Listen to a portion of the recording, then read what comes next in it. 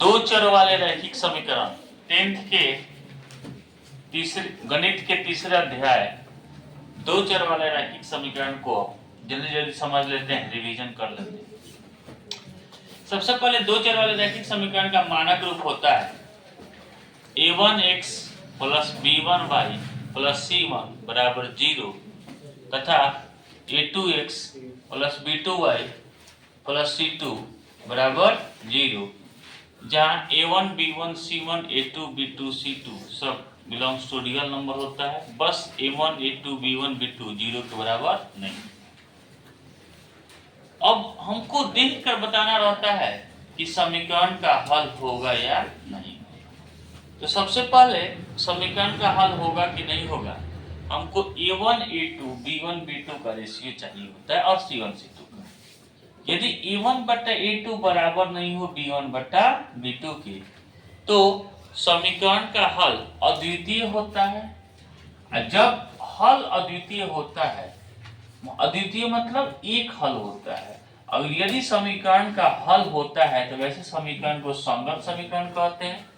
और इस कंडीशन में जब a1 बटा a2 बराबर नहीं होता है b1 बटा b2 के, तो समीकरण का ग्राफ प्रतिच्छेदी होता है। मतलब एक समीकरण का ग्राफ अगर ऐसे होगा तो दूसरे समीकरण का ग्राफ ऐसे होगा, मतलब एक दूसरे को काटेगा।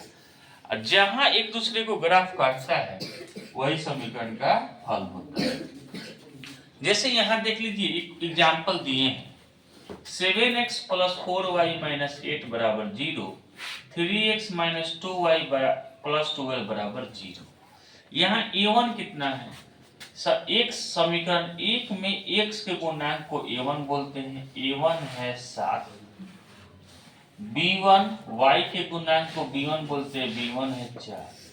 c1 अचर पद को c1 बोलते हैं, c1 है माइनस 8। यहाँ a2 दूसरे समीकरण में x के गुणांक को a2 बोलते हैं, y के गुणांक को b2 बोलते हैं तथा अचर पद को क्या बोलते हैं, c2।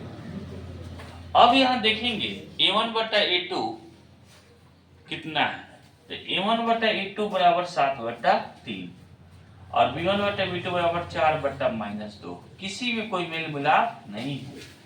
a1 बटा a2 बराबर 7 बटा 3, b1 बटा b2 बराबर 4 बटा माइनस 2 से कम 2 माइनस 2। a1 बटा a2 बराबर नहीं है b1 बटा b2 के, इसलिए समीकरण का ग्राफ अद्वितीय एक होगा, मतलब समीकरण का एक हल होगा। और जहां समीकरण का हल होता है उसको संगत कहते हैं। इसका ग्राफ प्रतिच्छेदी होगा, मतलब ग्राफ एक समीकरण ग्राफ ऐसे तो एक समीकरण का ग्राफ ऐसे, दोनों रेखा एक दूसरे को काटेगी और जहां काटती है वही समीकरण का हल होता है। अब इसको आराम से बनाने के लिए, समीकरण जल्दी से बनाने के लिए ऑब्जेक्टिव में बस यहाँ देखो, यहाँ कितना है 7 बटा 3, यहाँ है 4 बटा माइनस 2, मतलब 2 बटा माइनस 1, दोनों बराबर नहीं। डायरेक्ट लिखेंगे समीकरण का ग्राफ कैसे होगा, प्रतिच्छेदी या इसका अद्वितीय हल होगा। ऑब्जेक्टिव में क्वेश्चन बार बार पूछता है।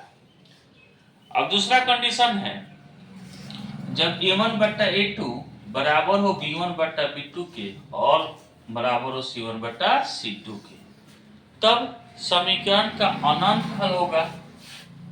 जब हल होता है वैसे कंडीशन में समीकरण को कहते हैं संगत हल है और उसका ग्राफ संपाती होगा। संपाती माने एक के ऊपर एक।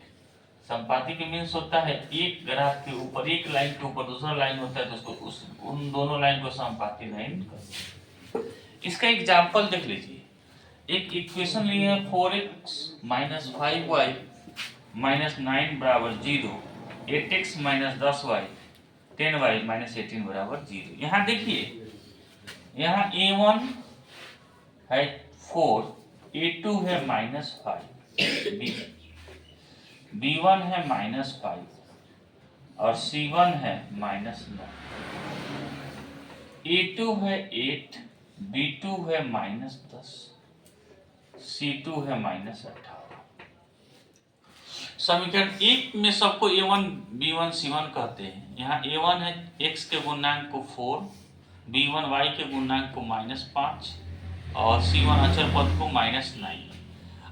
इसी तरह A2 B2 C2। अब इन तीनों का रेशियो निकालते हैं। A1 बट्टा A2 बराबर 4/8, 4 एकम 4, 4 दूना 8, 1/2। B1 बट्टा B2 -5/-10। साइन के साथ हम लोग लेकर चलते हैं, 5 एकम 5, 5 दूना 10, 1/2। C1 बट्टा C2 C1 -9/-18, 1/2। तीनों रेशियो बराबर है, 1/2, 1/2, 1/2। मीन्स A1 बट्टा A2 बराबर है B1 बट्टा B2 के और बराबर है C1 बट्टा C2 के। इसलिए समीकरण का अनंत हल होगा। अनंत हल को संगत भी कहते हैं और इसका ग्राफ कैसा होगा, समपाती। तीसरा शर्त होता है जब A1 बट्टा A2 बराबर हो B1 बट्टा B2 के और वो बराबर नहीं हो C1 बट्टा C2 के, तो समीकरण का कोई हल नहीं होगा और इसका ग्राफ असंगत होगा। और इसका हल जब हल नहीं होता है तो उसको असंगत हल कहते हैं और ग्राफ समांतर होगा। ग्राफ कैसा होगा, समांतर, माने दोनों रेखा एक दूसरे को कहीं प्रतिच्छेद नहीं करेगी। तो ऐसे समीकरण को समांतर ग्राफ होगा, इसका कोई हल नहीं होता है। इसका एग्जाम्पल है दिया हुआ है, हम आपको बताते हैं। इस क्वेश्चन में A1 है 6, B1 इसको समीकरण 1 बोलते हैं, इसको समीकरण 2, B1 है -10, C1 है 13, A2 है 18, B2 है -30, C2 है 11। रेशियो निकालिए। A1 बट्टा A2 बराबर 6/18, 6 एकम 6, 6 3 18, 1/2। B1 बट्टा B2